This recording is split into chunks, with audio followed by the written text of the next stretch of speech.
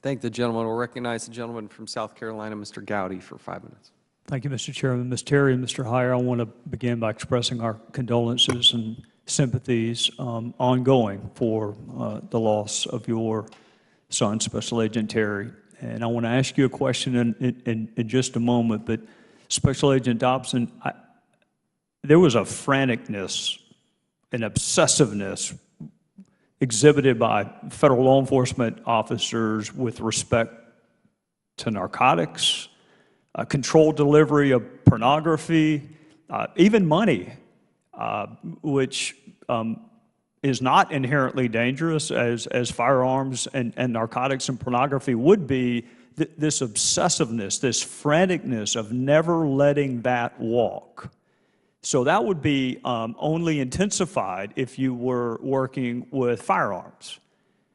From the very first moment I heard about Fast and Furious, it has vexed me how anyone could have ever thought this investigative scheme was going to work.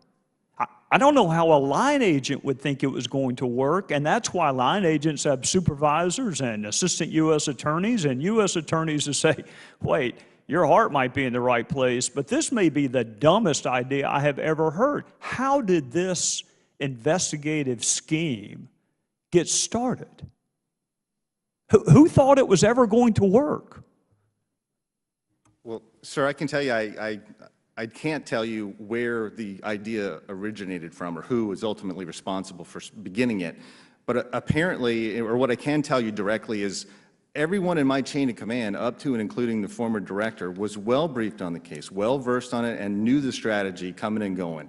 And they all thought it was a great idea. The U.S. Attorney's Office in Arizona, as well as up to Maine Justice, were briefed on it. You yourself know the requirements of big cases or big problems, and the briefings you have to go all the way to OEO, the Office of Enforcement Operations, to do some of the techniques involved in the investigation that we were doing. The OCDEF funding that we had, the proposals that were written for that, it was all spelled out, sir. Everyone knew it. It was there in black and white. And I always thought as soon as we got to the next level, somebody's going to shut it down. As soon as they hear about it, it's going to get shut down.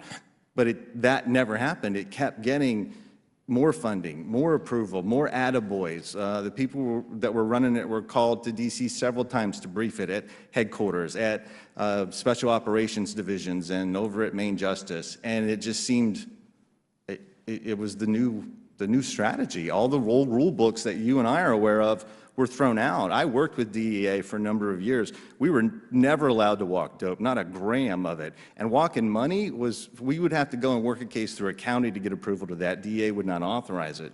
So when I heard that we were walking guns, it was completely alien to me. Well, I'm glad to hear that because it's alien to me too. I cannot imagine letting someone that you even suspect to be a straw purchaser purchase a firearm and then let that firearm navigate its way through the criminal element only to be recovered at a crime scene. I find it unfathomable that anyone could ever have thought this would turn out any differently than with the mother of a slain federal law enforcement agent and or ordinary citizen sitting at a table. I honestly, I have tried to give the benefit. I actually like federal law enforcement officers. I'm probably biased towards them. I'm just struggling to understand how this ever could have turned out any other way. As soon as the gun leaves the parking lot, unless you're maintaining constant surveillance, then you've lost the gun. And then if it crosses the border, God knows what you're going to do with it. And then when you learn they didn't even let our Mexican counterparts in law enforcement know what was going on, this is the most eminently predictable tragedy that I've been connected with since I've been in Congress. It could not have turned out any other way.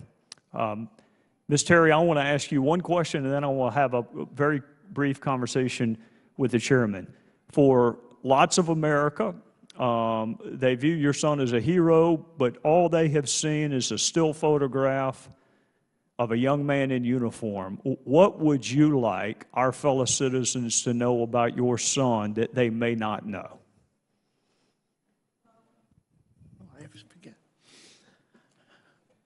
Brian was like a special person. He was He was a true American. He was just dedicated to his country. He loved being in the limelight. He loved helping people, protecting people, and that's what he always wanted to do. Well, thank you. He